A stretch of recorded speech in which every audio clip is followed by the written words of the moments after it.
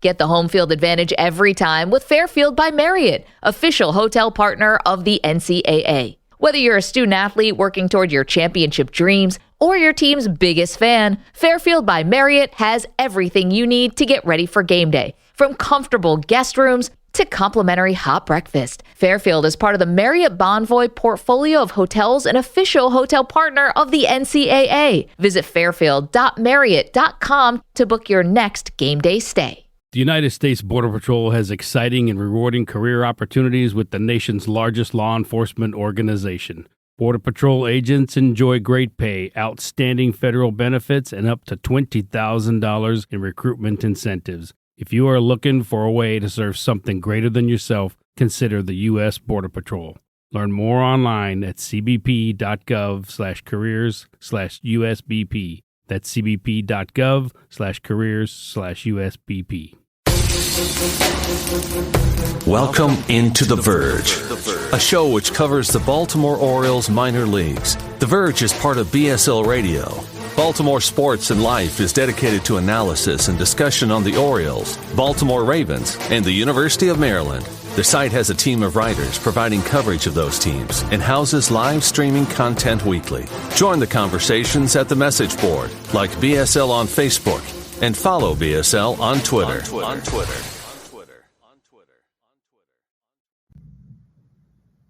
Want to make a podcast? Spotify's got a platform that lets you make one super easily, then distribute it everywhere and even earn money, all in one place for free.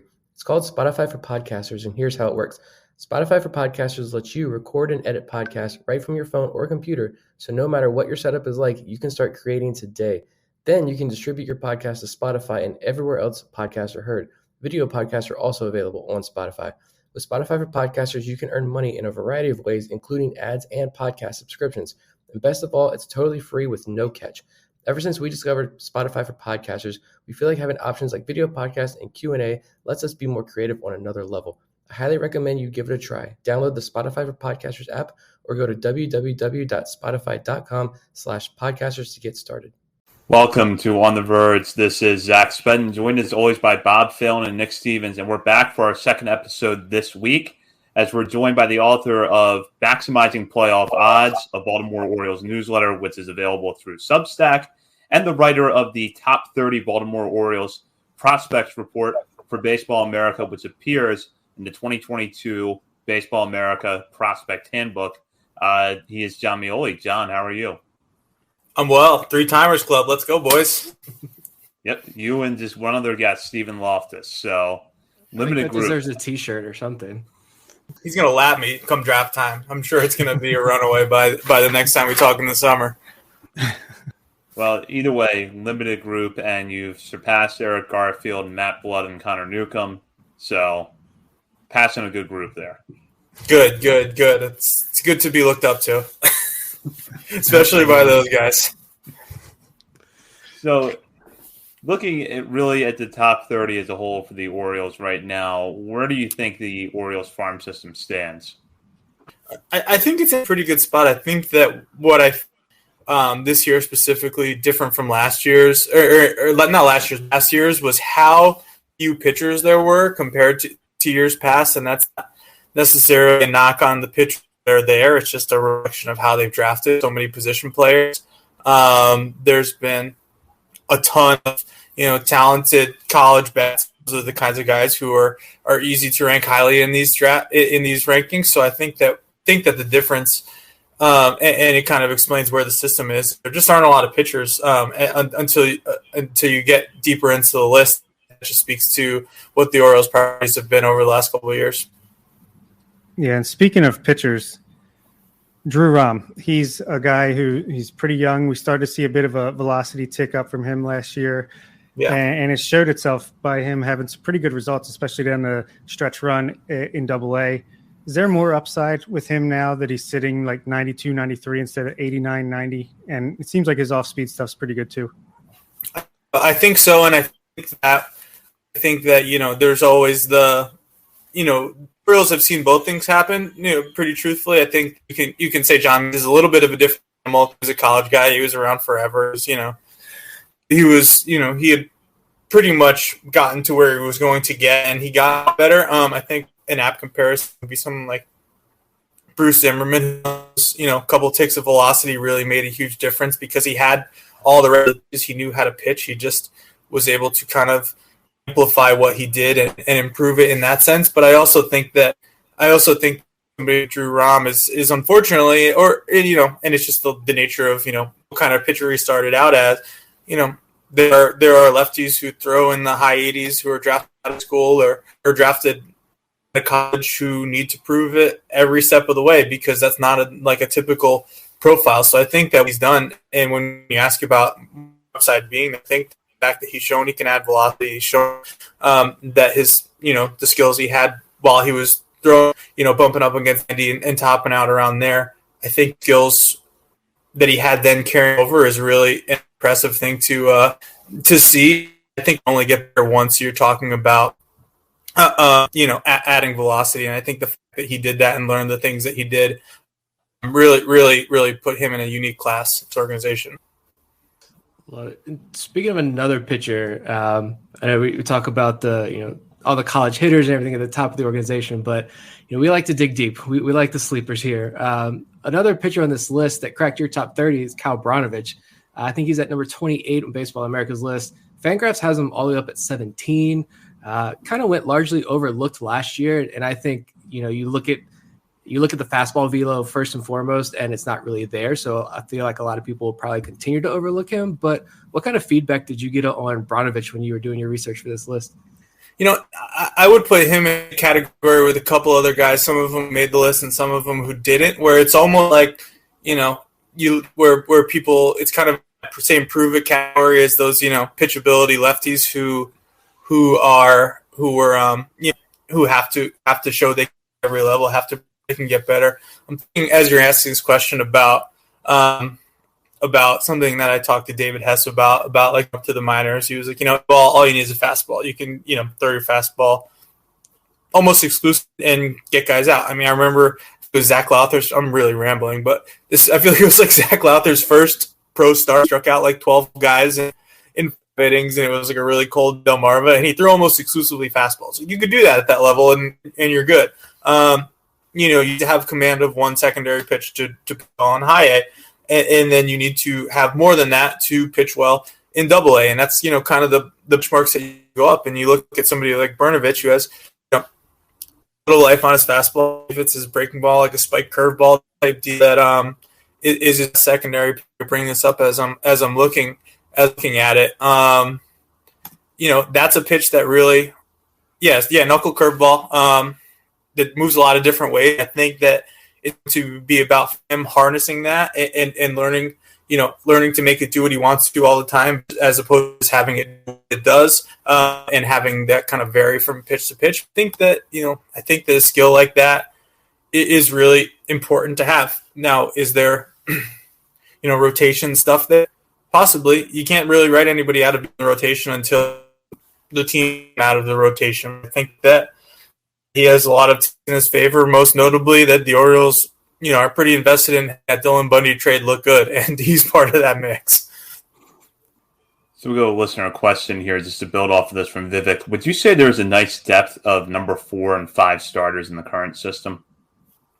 I would say so. I think that outside of the big guys, the Grayson Rodriguez, the DL Hall, that's what you're looking at with a lot of the starting pitching prospects that are in the organization, whether it's guys who are, very, very close to the majors, and Kyle Bradish, Mike Bound, guys who've already been in the majors.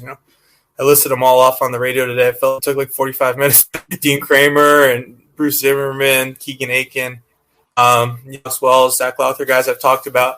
I feel like that is where there are opportunities to really fill a role for those guys. And I think that this year, is going to be where they aren't counted on to be like, rotation savers. Like, it would be great if one or two of the guys who we've talked about can just, log 140 like workman-like innings. And somebody can seize that role because they don't have to be a guy that you're like relying on to go like, 6+ every game. They don't have to be John Means. They don't have to be Jordan Lyles. They don't have to go out there and have sky-high expectations like the top prospects are going to. So I think the answer is yes. I think there might be varying levels of upside lower in the system. But we're more talking about at this point, who can be the guy to complement those top prospects and who can be the guy to be filling in those innings as have a swingman type as this present season goes forward. So shifting gears and looking at outfielders for a moment, Yusniel Diaz this year falls to 23rd in the top 30 list.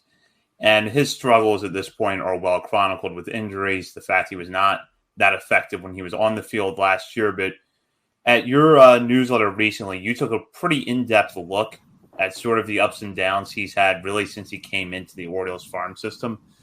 What do you think, other than injuries, is kind of behind his struggles, and is there any hope for him to bounce back a little bit this year?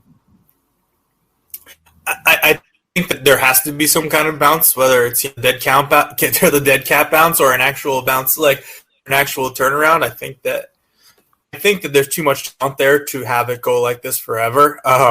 Last year was bad for a number of reasons, and I think that, truthfully, I believe I wrote in that as he was turning around that first full season in Bowie, he was out there with Keith Bodie, the hitting coach, like every single day before BB, and they were really, really working hard to get him to where he wanted to be. And you talk to guys on that Bowie team from 2019, and they credited him for basically carrying them once they got to the playoffs. He was like ready to perform when the time came. The problem is that there's no way to be Neil Diaz, the guy they traded Manny Machado for anymore. There's just not really an avenue for that to deliver for the Orioles. And when you look at the opportunities that are him in the outfield, they're limited. Brandon Hyde gonna say that he wants Yusniel Diaz on his bench over like a Ryan McKenna type. I'm not sure he's going to do that. Is he going to, are the Orioles going to trade Anthony Santana and D. Stewart all on one fell swoop so they can play Yusniel Diaz in right field every day? Like, I don't think they're going to do that either. So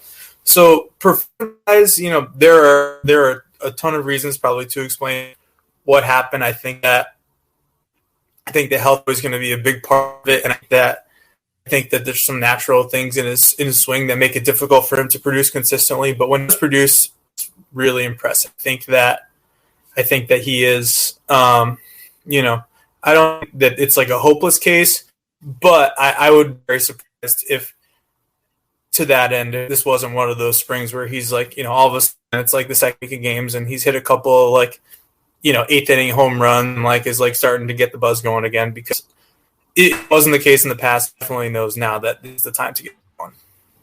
Yeah, it's kind of now or never for him. And one of the newer international signings, Anderson De Los Santos, he kind of stands out at number 30 on your list.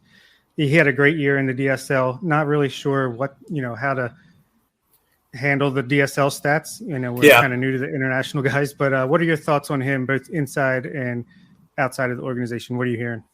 So I he was one where the stats are obviously what leads you to it, but when you talk about it, it's more of a traditional, it's more of a traditional contact profile that needs to be refined. Whereas the other prospect, international prospect Orioles have signed in that 2021 draft class or international class. I don't know what to call them, but in the recent one before this year, those guys, when you talk about and Michael Hernandez, they are lauded for having, plate discipline that's very advanced from what is typically expected, of a player signed out of Latin America playing in DSL. I think that, De Los Santos is a little more aggressive in his swing, and it works out when he hits because he hits it hard and he hits it for bases and it goes pretty far. But I think that it just kind of speaks to the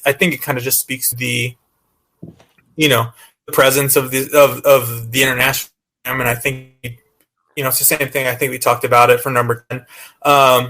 When you have a cutoff like this, you're like, who do I want represented here? Like, who would be here? And for number 2 was Kobe Mayo, and I turned out to be the low man on the totem pole there. And I'm just glad it wasn't. These other things came out that it wasn't like De Los Santos being like number 12 and making me look like I lowballed him too. Nice. Well, how do you decide, kind of switching gears here from the high upside of Anderson De Los Santos, those international guys, to Some of the guys that struggled, we talked about using Diaz already, but like Adam Hall, Jahmai Jones, Kevin Smith too, especially. How do you decide like how far you drop these players who had those big struggles last year? So I kind of, as a guiding principle, I would say I'm very understanding of injuries. I know that they happen. I know that they're just something's, there's nothing you can do about it. It's hard to punish someone for a one-off type deal like that. I think, if you're talking about someone who keeps getting hurt, I think that there's a little bit of, there's something to build into the kind of the equation for somebody like Adam Hall, who, he basically like camp, I believe it was his hamstring that he pulled during spring training. He was well enough to play, Aberdeen to start season, but without a lot of spring training action and without, the kind of game prep that everyone else had. And all of a sudden they're playing Hudson Valley and all these teams with a bunch of guys throwing like upper 90s, and it snowballs, and all of a sudden you're having a, I don't know that there's any way to hold him. I think it's still there. Someone like, who else do you mention? Jahmai Jones, some injury in there. I think that if we're being perfectly honest, I had to win, like on the big leagues too. He got out on him quick. I don't know if it came up with him from the minors, if team just realized that they could jam him inside and they were going to get him out big leagues. But once they realized it, it was a quick time in the big leagues for him. And I think that that's a real red flag. But it's also somebody who came off a COVID year and changed organizations, had all this stuff, and had some physical go along with it. Who are we asked about him? I'm rambling. I think that hit most of them. Really, the only other guy was Kevin Smith, and that's the guy who we watched him just dominate in Bowie. And then when he got to Norfolk, it was spotty, typical, struggles, adjustments, we'll say, to AAA.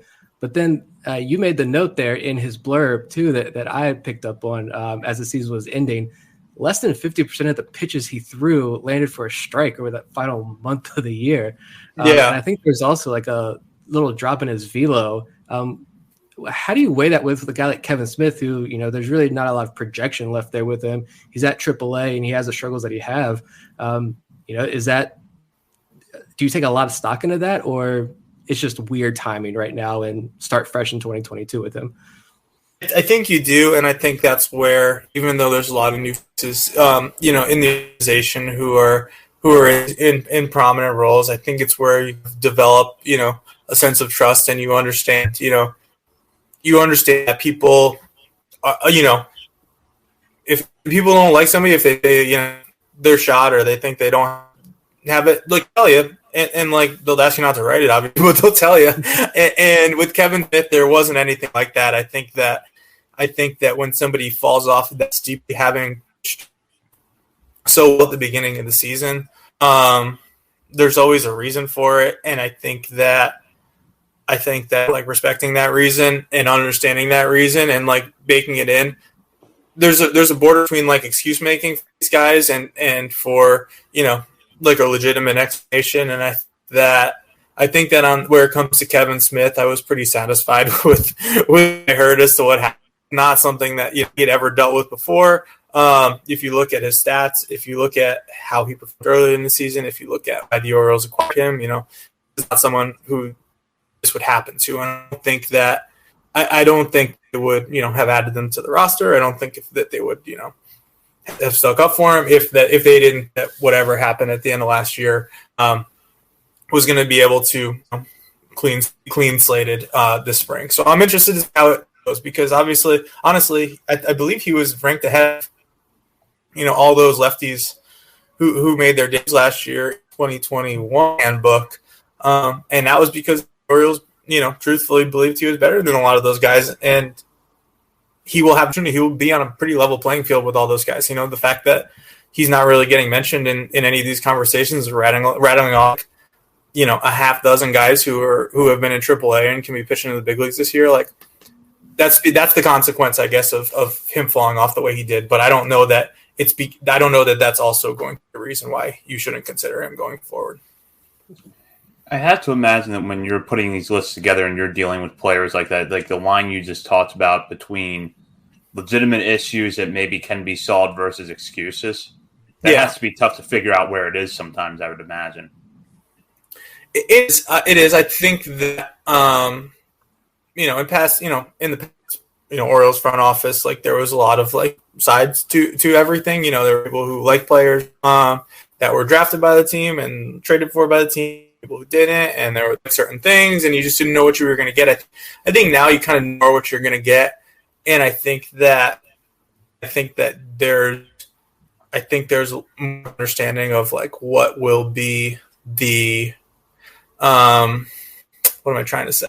Of like what is an appropriate something to happen, Like sometimes I ask like, hey, what happened? I have no idea. They will say, I have no idea what happened. And that's a problem. Like, could you say, oh, maybe this happened, or maybe like he is dealing with something at home. There's a million reasons anything could happen, and sometimes you just don't know, and like sometimes you do know. And if it's like, you just have to kind of weigh it in your mind, like what the reason is, and kind of see. At the end of the day, we're talking about like something that may not have a huge bearing on future performance. If somebody just loses the zone for a month, he hasn't lost it forever, and I think that's what you have to look for. You have to look at the pitches. You have to look at the overall body of work and what that could be, at the big league level. And just because somebody like Kevin Smith had a really tough end to the season, it's really unfortunate, but it's not something that you are going to, completely off for. So we'll turn our attention back to some of the players the Orioles have acquired internationally. You just touched on them a few minutes ago, which is Michael Hernandez and Samuel Basallo.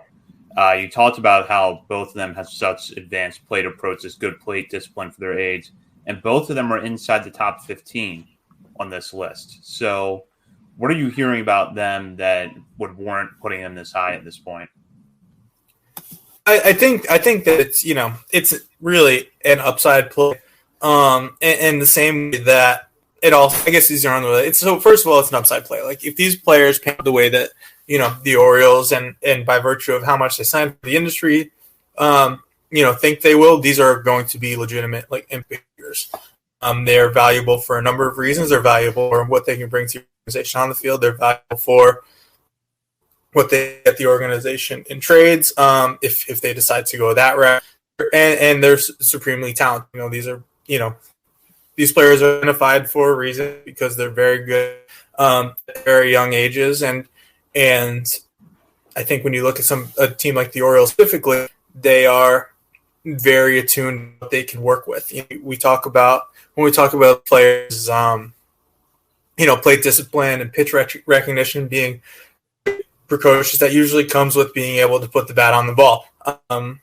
And while it takes showcase type power, if it takes batting practice type power to get signed as a national, it's harder to translate that into games for some people.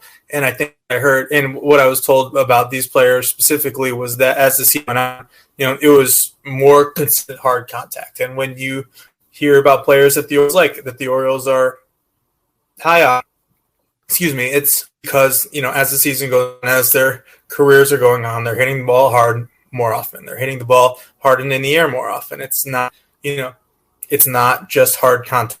Somebody like Kobe Mayo who had trouble elevating the ball as an amateur and comes in and they change a few things and now everybody loves Kobe Mayo. The same types of things were happening in the DSL with these players. So I think that is that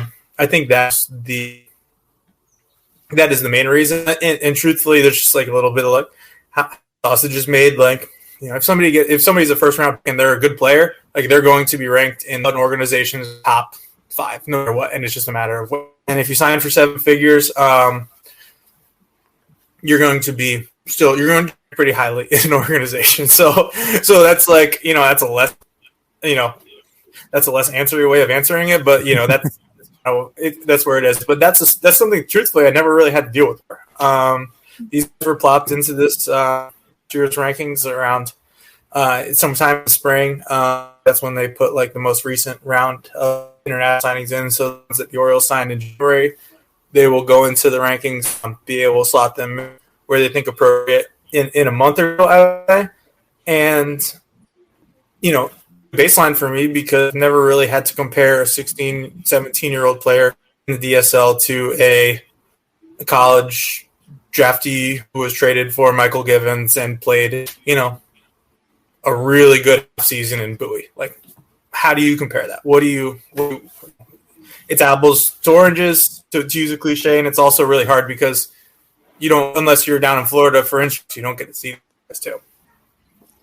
All right. Speaking of that, well, let's find out where you would have slot these guys. That was my next question. A guy like Braylon Tavera, who set the record for amount of money again, it seems like that's just going to keep happening year after year. 1.7 million. Leandro Arias, who Fangraphs has all the way up at, I think, number 12 already. And Cesar Prieto, who was performed pretty well in the Cuban League and seems pretty polished for a guy. He's not one of these 16-year-old guys. Where would you slot like those three guys if you were forced to do so right now? Oh boy! All right, let me look at this. I would say in a general range, you're talking. I mean, it's really wide to say like 11 to 25, but I think that's the kind of area you're going in. I think that there are international signees who can like right into an organization's top 10. Not sure if any of these will qualify, but I think that it just speaks to the caliber of players that they're selecting. That is a possibility that we're talking, slotting these guys into, realistically the top 25. So truthfully, I don't have an answer. I would need to look into it more, but I do think they would be ranked, and I would actually be interested to see where they put somebody like Prieto, because it's probably an easier comp, and I think that if you're hearing about, if you see the type of player that matches the description of what we've been, hearing about him, he could be a like performer type, and you want to be high on those types of guys. Maybe a more reasonable way to ask is, where would you rank those three between each other? Who would you put between those 1, 2, 3? I think it would probably be in the order that you gave. I think Tavera's probably the tops of the tops of the heap, just by the amount of money. I was really interested to see some of the opinions on Arias and how it went. I think that as this process goes on, I don't know how long it's going to be before there's an international draft. There's going to be one. I think that you're going to see like an Orioles type of player emerge, and that player is going to be just a hitter in the Latin American market. I think that they are going to. I think that we're going to see before long like what the pitchers they acquire through those avenues are. It's a little harder to tell from our. And I think that the Orioles like don't have as targeted a pitching preference as they do for a hitter. Like they just like pitchers with stuff. Like doesn't matter what the stuff is, they just want you to have like good stuff. Like whatever your stuff is, just be good at it. Hitters, like they like guys who make a lot of contact, who don't swing and miss all, who hit the ball hard in the air. And I think that when someone Fangraphs that has access to a lot of data, and also people with access to a lot of data, when they rank some high, it's because their batted ball data from the showcase circuit, from the scouting circuits, reads really favorably. I'm just projecting here, but I would assume that the Orioles signed him, and that is why the Orioles, and then why he ranks where he would in the Orioles system. And I think Prieto is one of those, wild cards. The Orioles have had a checkered history of some, 20-somethings from a, with Dario Alvarez, Henry Urrutia. They got to the big leagues. I think Dario Alvarez got to the big leagues. I don't remember for sure though. I know Henry Urrutia did. He hit that home, but it's just harder to. It's probably the order to kind of what's going to be until you see it domestically. So I would go in the order you gave as a long answer to a question. Switching back to stateside players that have progressed pretty high up in the system already, and pitchers with stuff.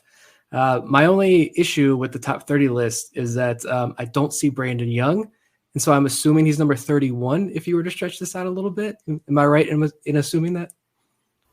Yes, I believe so. I think he's 32 actually. I did do, and I only did that because I don't remember off the top of my head, but I believe BA did companion. It's like, here's somebody from outside the top 30 of each of these orgs who could break out. And he was 30 because they highlighted him as 32. I could bring that up as we're going through another question, but yeah, I think that is like a true breakout candidate. They might have actually singled him out because I might have like circled him as the one to like, hey, this is the guy who's going to break out. I think that him more than most is the biggest difference between the stuff you saw and the stuff that the Orioles believe is in there and can be. And that was one of those where without having as many people who felt as strongly as the Orioles did, it was just had to leave out. I know that there's probably inside the organization that aren't happy about that. But I feel like there's going to be, there's going to be an opportunity for him to prove them right and to prove what he is. I think that in the same way that a lot of Orioles pitchers didn't get to benefit from being able to use full stuff because of the innings limits that they were on, and just the deliberate way that pitchers were built up and used. My sense was that the Orioles believe there will be an uptick in what he's able to do when he's able to deeper into games and kind of build that arm strength up, because he's a horse. He's a big dude. And that's a pitcher who can get stronger as the game goes on, who can overpower hitters early and then get them up later, type of stuff that you kind of project as you're looking at what Grayson Rodriguez was going to do. As if he was able to face hitters a third time last year, I think that Brandon kind of in that same category where there is that potential because of the circumstance he was pitching in under in 2021, as where that that gap in what he could be versus what he was came. But yeah, I'm sure if I went back and looked at the grades too, it's a matter of having like 30, 31, 32. They're probably all the same. I have no idea who 31 was. I'm going to look that up right now. I know that makes for bad audio.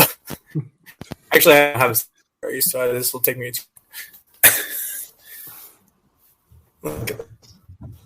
We are waiting on pins and needles. I know that. I'm listening. I'm going to figure it out. Yeah.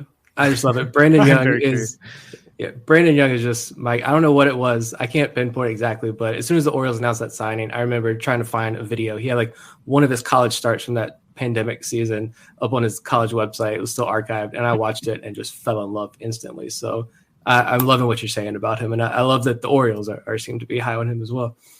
Yeah, and he was something that you heard about even through, through camp, fall national camp in 2020, or like this guy. I really tried a bunch of times to get out to see him. Just never worked out. Truthfully, that's part of this too. If I'm hearing inside the organization that he's XYZ and people outside, I didn't really do that. If you can kind of judge a little bit closer as to, what you want to believe in and what you want to put your name on. And he was another guy that, as much as I had to get out to see him, but like I said, to prove me wrong. This is not good. Oh, I'm sorry, guys. Do not worry about it. Just so I could give away the extra 10 players that I ranked here. I'm sure you'll appreciate it though. I'm talking to people. I'm talking to people who get it. Absolutely. Guys who get it. Let's go. All right, 7. Reading out my 2-factor Apple iCloud authentication on a live broadcast. Is that smart? It hasn't started asking you to identify streetlights yet, has it? No, not yet. Not yet. No. Where's the fire hydrant? Any guesses for 31? Vivek says we can kill time by guessing who it's going to be. I will say Zach Peak, since I just wrote about him. I'll go with him. I'm gonna go the other Zach. Say Zach Watson. I don't think he's on the top. No, he didn't crack the top 30 here. And as we're talking about this, like every single guy talking about in years past is on these lists. Like, it's crazy about Zach Watson. It was in 2020 guy not being here. Let's see this. I got to it, guys. I got to it. Zach, what's your guess? I'm going to go with Zach Watson as well. You guys, you're right. I don't think I'm allowed to guess, but I also don't remember, so it would truly be a guess. Feel free to get this out. This is just no. This is staying in for sure. Okay. Keep it in. Scrolling. 25, 8, 30. Oh, we're all wrong. So I wrote up. I don't know how that's going to work. They had me do an extra player. They had me do a report, and I had Daryl Hernandez as the full report. That was the extra player. But I can respect that. Yeah, definitely.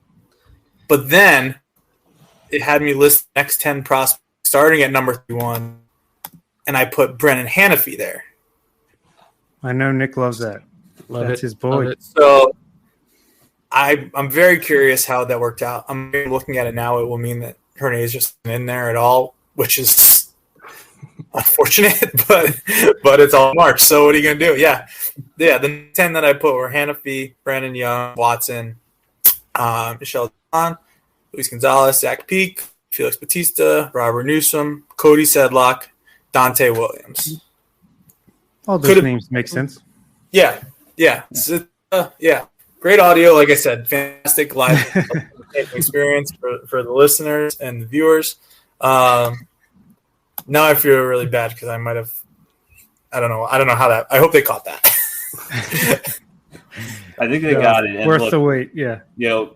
We've all had like our on-air things that probably should have been edited out that weren't. So this is staying in. This was gold. Yeah. Now you're really part of the club. Sweet. So, there we are, Joey Ortiz. Joey Ortiz is, coming back from an injury right now, and we know that the defense has always been really good. The reports about its defense now coming off the injury are really good. If he's healthy this year, could you see him picking up and really rising up mid-season lists?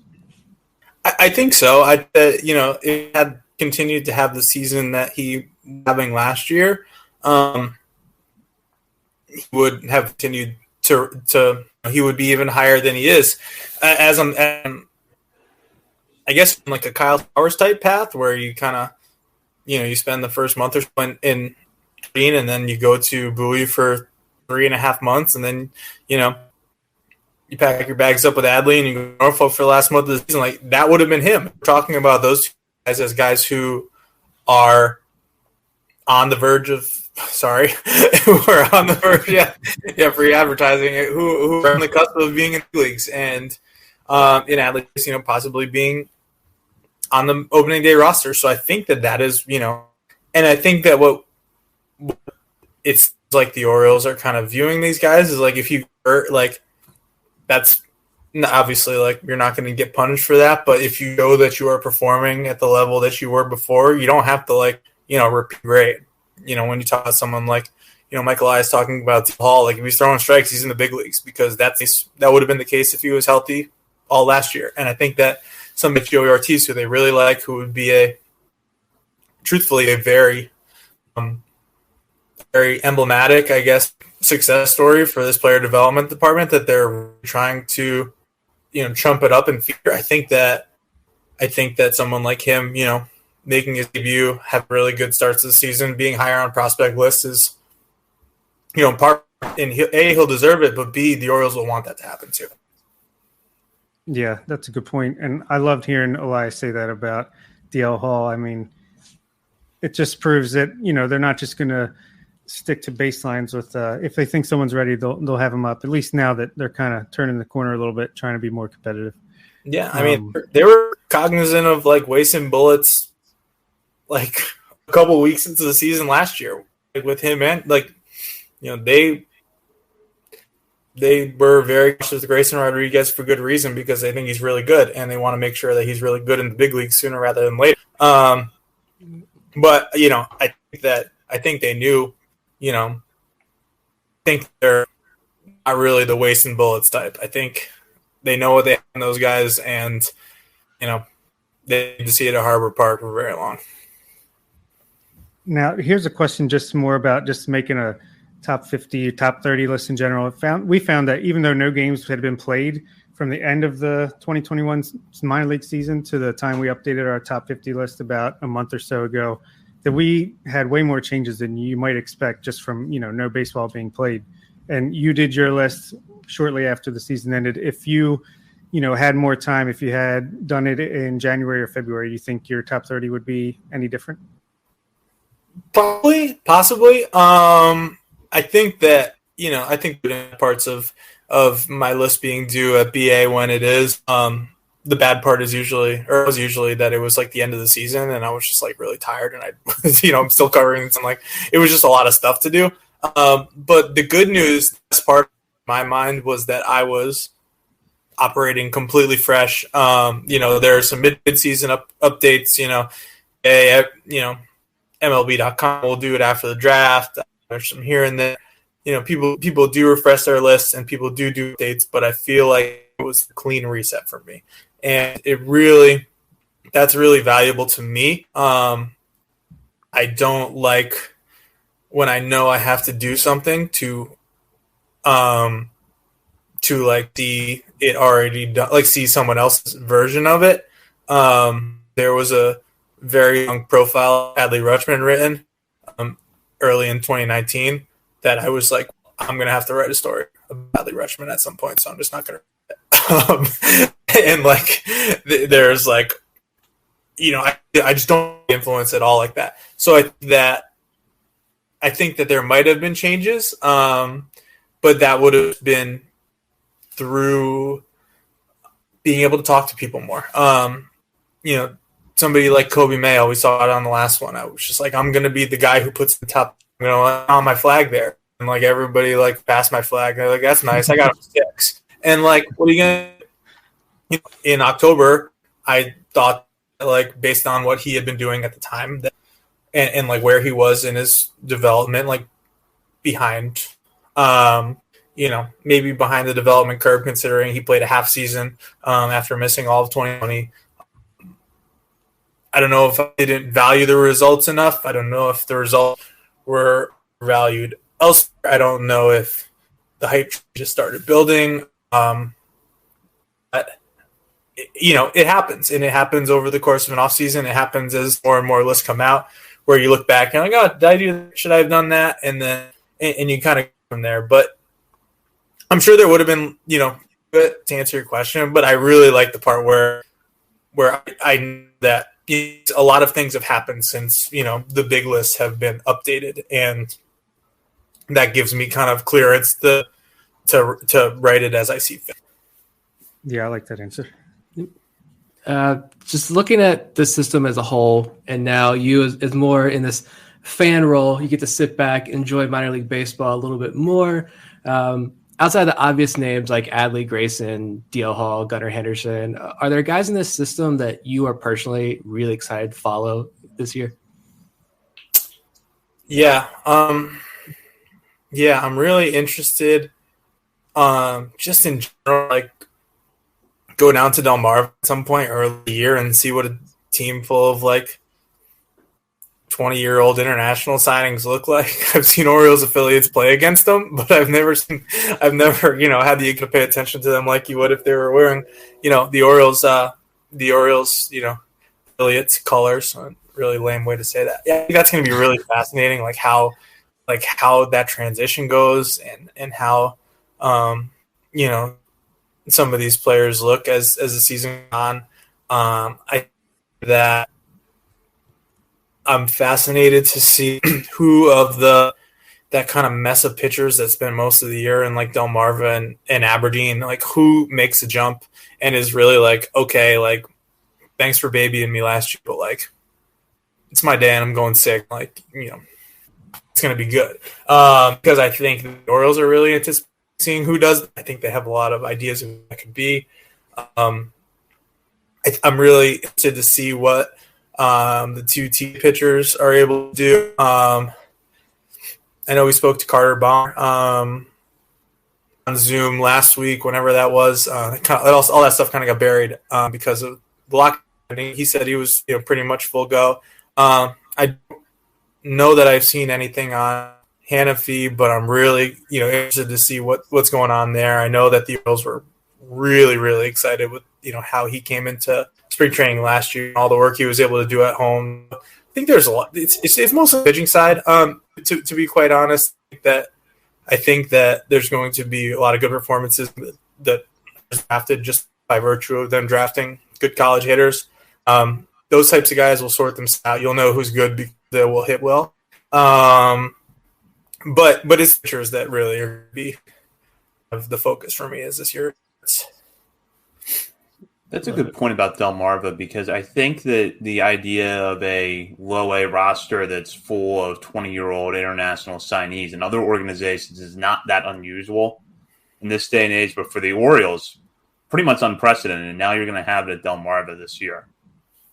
Yeah, and I think that there's a lot to gain from getting that experience for those players. From just hey, I'm playing every day, and it's going to be hard. You're going to do it. And I think that there's also a lot of value to be able to see, the potential. You see the potential on the. Remember when I used to do,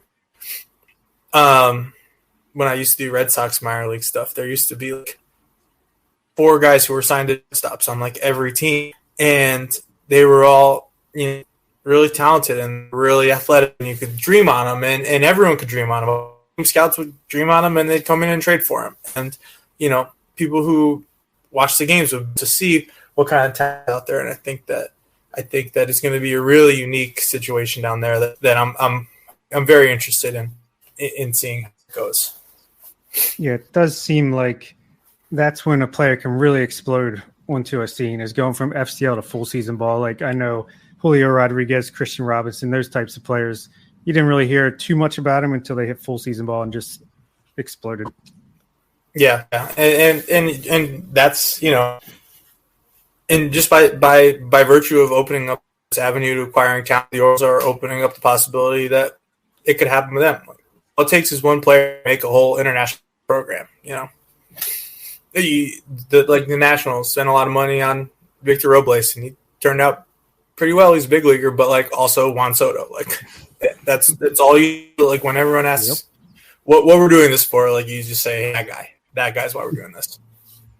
So we'll go over to the new collective bargaining agreement now, and the fact that the lockout is over. You wrote about the lockout over at your newsletter. Just kind of general thoughts now that the lockout is behind us about sort of the state of baseball and what you see in the CBA that you maybe like or you don't like. Yeah, I mean, it was very weird, to be perfectly honest. To give a t-shirt, I survived my first work stoppage in baseball.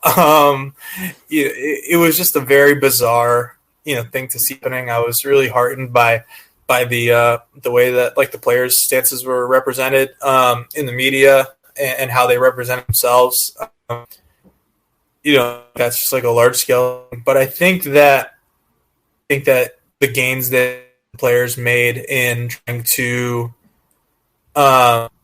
increase minimum salaries and get players paid earlier, have more money able to young players, I think all that fantastic. I think those are gains that will serve the union very well going forward, and it's dropping the bucket for MLB and the team. So they shouldn't have been fighting it as hard as they were. But I think that I'm one of those tanking is bad people. Obviously, I covered the Orioles and I didn't as it was happening, so I can't really say that now. But I do wonder. If the system that's been abused for so long, if anything really happened to change that, frankly. The Bills, if this is the year that, Manny Machado and Adam Jones and Zach Britton and all those guys were about to hit free agency, and the Orioles were staring down the face of tearing everything down and rebuilding again. I'm sure they would probably do it in a very similar way. And even if they had this exact same office, they'd be like, sure, we could pick ninth here, but like sometimes we pick a player that the world thinks is the ninth best player. So what does it matter?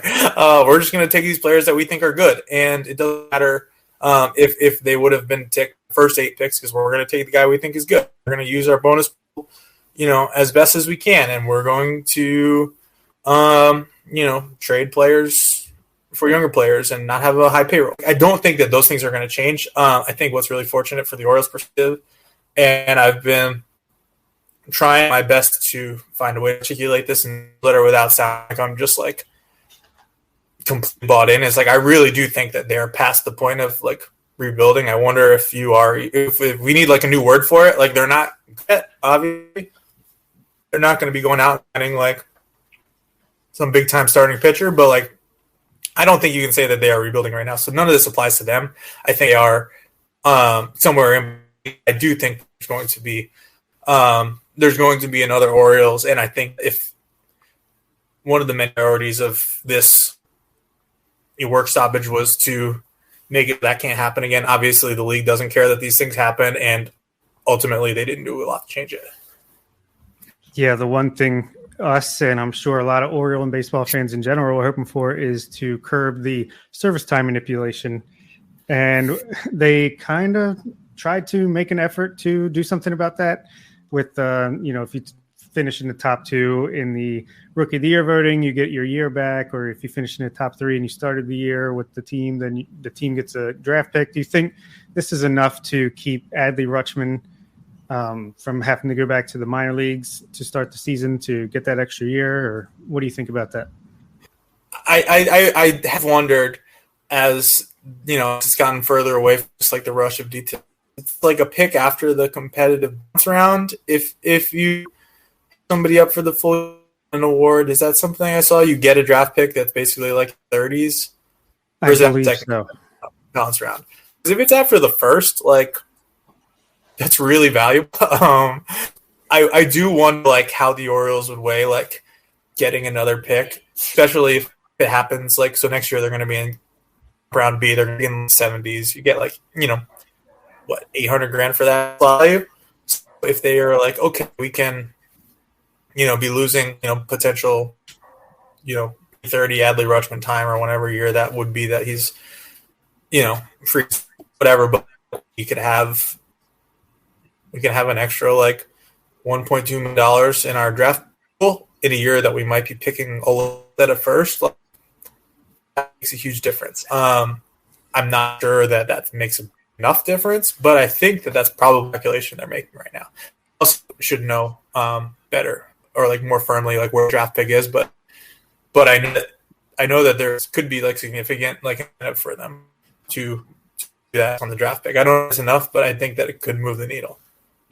Do you think the Rule 5, that's a favorite of Orioles fans, yeah. But do you think losing the Major League phase of the Rule 5 draft, do you think that hurts or helps the Orioles, or it doesn't really matter that much this year? It's probably a wash. I like the Orioles fans who care about Rule 5 draft probably would have gotten really upset if people got taken away from the Orioles too in that. So it's kind of just a wash. I think that there would have been I'm sure would have been interesting players. I'm sure they spent more time than they ever would have imagined getting ready for it, considering they probably thought it was going to happen and have nothing else to do. But imagine if they're just like some like can't miss. They had like a real catching backlog. I don't remember how they resolved it, but I know they had like really like highly touted catchers, and they had one off virtue of you can't have like a million catchers on your 40. Sure, let's not have a Rule 5 draft, but if the Orioles, we need to have this guy, and like we need to add this talent to our system, and like we're gonna have this catcher on the roster all year, but also Adley Rutschman's going to start in Norfolk, and like it's going to be this like awkward where like we're doing this thing for the long-term future and also like not having Adley Rutschman. Weird stuff like that. Huge difference, no, there's not a Tyler Wells in every draft. There's not a Garrett Whitlock draft. I think this would have been the last year where you can kind of like get some of those pandemic benefits that teams really got in 2020.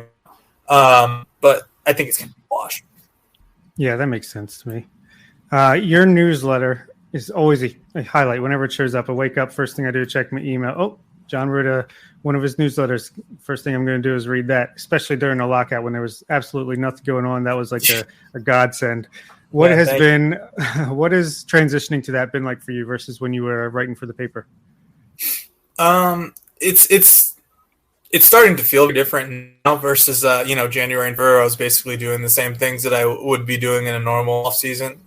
As working at the Sun.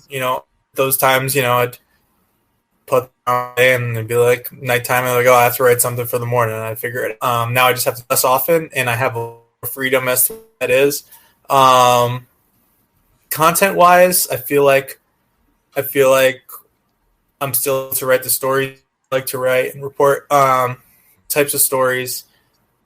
I'm grateful to have maintained the access that I have to those players and coaches. That's been really beneficial. Analysis wise, I feel like I'm able to try different things. I don't know if I was more beat writer working at the newspaper of record, I would have been able to be like, isn't it funny that like Orioles Twitter thanks Carlos Carrasco for the Orioles, and they keep spamming the Orioles account every time they make something and say, hey, when it's Carlos Carrasco. It's really funny. I don't know that I would have been able to write about that at the Baltimore Sun. It's this week. Not being I'm trying to figure out what the newsletter could or should like at this time, because the reality is during the season we'll be able to go to Camden Yards and go to minor league game. I'm going to keeping up of reporting and analysis that I want it to be, but without being able to be there, without knowing, quite frankly, what like other people are on. Like I don't want to like have the Orioles like set up an interview with someone and then read that he talked to the media because they're all there. Because this is about delivering value to readers and trying to write stories that they can't find anywhere else. And if I'm, I don't want to, I don't want to be stuck doing things that other people are doing. So it's going to be a weird month, perfectly honest. People should subscribe, obviously, but I really don't know what it's going to look like this month. I don't know if it'll be more shorter thing, like recapping what's happened in spring training, with some takes on it. It's experimental. It's been really fun, and I really appreciate everyone, including you guys, who's been following and putting that out there. It's been really neat that there's still an audience for it. I'm not a brand. I haven't been around nearly as long as anybody who's done this, else who's done this on the Girls Beat. But it was nice to realize that people still had an interest, even if it wasn't under the Baltimore Sun's banner. Yeah, I don't know who's listening to this that isn't already subscribed, but if you're listening and you're not, what are you waiting for? Go do it. Yeah. It's free. I never mentioned that it's free. I don't know that it'll be free forever. That's fine. But I never mentioned that it's free now, and I shouldn't even say that it's not going to be free later. It's free now. And a good deal. That's a really good deal. Agreed. I've been reading your newsletter, every day that it comes out. One of my favorite pieces of yours you wrote recently was a case against the Orioles going with their usual path of stockpiling minor league free agent pitchers right as we come up to camp. And that's something we've seen them do time and time again in the last few years. And now here we are, spring training has started, and that speculation seems to be coming back around a little bit. So I wanted to get your thoughts on that and what you think the Orioles should be doing right now. Well, my thoughts are that they should not sign those types of players. And I feel like it's only, I'm not sure if it's like selectively seeing it, but I feel like I've seen like a handful of the, kinds of pitchers the Orioles would sign to like, maybe you could be in our rotation deals. getting signed elsewhere, but like the guys are getting like $500,000 if they're in the big leagues versus like the Orioles standard, like you can have $1 million, you make our rotation, you're probably going to make our rotation. I feel like if that's going right, then the Orioles really shouldn't be. Then they should just search for somebody who they believe is going to be better. That's actually part of what will be part of tomorrow's news. But I think that especially, and this is a big if, especially if it seems like Grayson Rodriguez and DL Hall are close to being candidates to pitch in the big league rotation. Michael Elias, they are. Those types of, there's not a ton of value in those minor league agent types. I do think that the Orioles wanted to. I think if there was a move to make this offseason in terms of free agents, I do think that there's like a handful of guys who might require another Jordan Lyles track, maybe require a little bit more, maybe give them a bigger option for 2023. But I think that the Orioles would be in a really good spot if they did. Do I think they're going to? Not really, but I think they should. I think that if you have John Means and you have what they believe Jordan Lyles would be, and then, I think like a list of, a Danny Duffy, a Michael Pineda, like a Matt Boyd or something like that. Like those guys at the top of the list that are going to come big league deals, if you have them in place and then you add, a Grayson Rodriguez to the mix, one of those guys who was up and down last year steps up, like all of a sudden that's like a competent rotation. And you're going to have a competent lineup. You're going to have a lineup that gets better as the year goes on. So that's where I would go. I would, most of the I write, I believe, and that one I really believe that, like, there's just no point in like signing those guys who like it's been a couple of years since they're good, but they're good enough to be in the Orioles. There's no real benefits to that. I don't know if Bob or Zach had any other questions, but now that we're here, I think it was one of your most recent posts as well in the newsletter was about kind of how to cut through the verbiage that we're going to hear over spring break. Now that spring break's going on right now, I guess my mind's there. But spring training, what kind of storylines are you most excited for now that spring training games are just a couple of hours away now? I'm really fascinated to see how all the pitchers, all those 2019 Bowie rotation, for lack of a better term, plus Keegan Aiken. I'm really fascinated to see how that group shakes out and is regarded and how they're used in spring training, because that will say a lot about how they're going to be, where they're going to start. Or the Orioles think they're going to have a chance to be on the team early, or, if somebody's throwing like 1 inning stints early, it's because they're going to go to minor league camp and get built up because the season starts a little later. I'm really interested to see how the outfield dynamic is. Interested to see like what Anthony Santander looks like. I think that he had physical issues before. He had them last year, and I think it accounts for a lot of the struggles he had. But I think he's somebody who probably could be back to the guy that he was. I'm interested to see, I'm just always fascinated by John Means. He's hard on himself. He thinks he's the worst pitcher in the world, and he's like 3 runs in 5+ innings, and he's like, I stunk out there. I didn't have anything, and you're like, all right, come on, buddy. But I think that over the course, obviously, no hitter, he was one of the best pitchers in baseball early in the season. I think that he really has a feel now of what the best version of himself is, and I wonder if he's just going to go out and be that again. A lot of things, but I'm glad that it seems like there's a ton of roster competition this year. I know to the extent that that's true, it just doesn't feel like it. I know that the patient's settled, and honestly, once you get past the 4th name in the bullpen, you're talking about guys that most people don't know who they are. So where's the argument going to be between the 7th bullpen guy? So I think that it's going to be really interesting to see, just a straight, like, here's like what you should pay attention to versus like who's going to be the fifth fielder type camp. And truthfully, I'm really excited to read, what Nathan's going to do down there, having club access for the first time in 2 years. The rest of the beat, Zach Silva, the new MLB.com reporter. I just think that that's what I'm most excited for. I'm excited to like read stories and be like, oh, like I know how that came about. I can imagine it came about, and like awesome and good for them. Like, versus like the day stuff. Sounds John, good. we really appreciate you coming on tonight. Can you tell our listeners where, number one, how to find your newsletter, and then when they can expect to see or read the Prospect Handbook? Yeah. So the newsletter is through Substack. I tweet out everything on my Twitter, John Meoli. I think it's substack.meoli.com or johnmeoli.substack.com. But just go to my Twitter just to be sure. Toss your email. It's free. If you have Gmail, it goes to the promotions folder sometimes. So if you subscribe and don't see it, look there.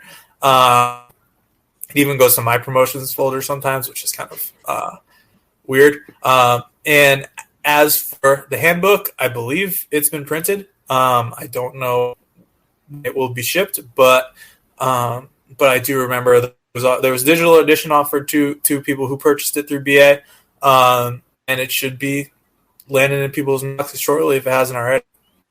Well, John, we really appreciate you coming on. Bob, Nick, any final thoughts or questions? I could talk to John for another 2 hours. I mean, this is great. So yeah, thanks for coming on. Always. Thanks for having me. Are we going to get chirped from my internet? Probably. No, it wasn't too bad. It wasn't too bad. All right. Sorry about that, guys.